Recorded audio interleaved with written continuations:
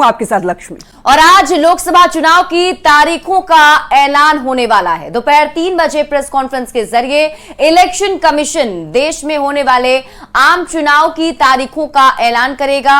आपको बता दें कि चुनाव कितने चरणों में होंगे, किस किस तारीख को किन किन राज्यों में मतदान होगा, इन सब की जानकारी आज चुनाव आयोग की तरफ से दी जाएगी।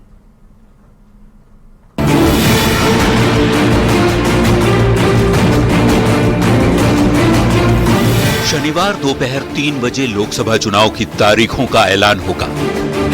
केंद्रीय निर्वाचन आयोग प्रेस कॉन्फ्रेंस कर चुनाव की तारीखों की घोषणा करेगा। इसके साथ ही लोकसभा और कुछ राज्यों में विधानसभा चुनाव की तारीखों का भी ऐलान हो जाएगा। 5 से 8 चरणों में मतदान कराए जाने की उम्मीद है।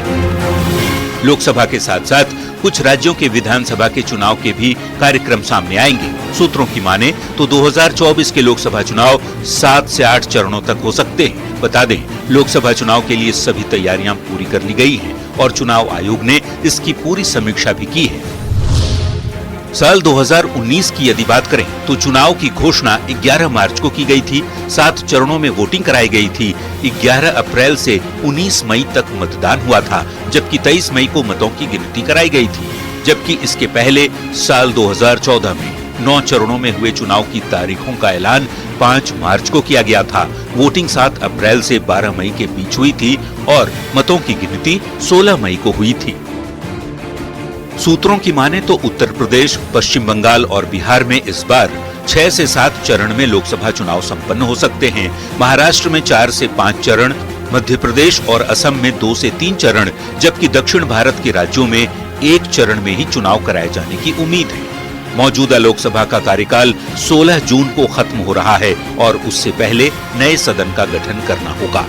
Bureau report, news 18।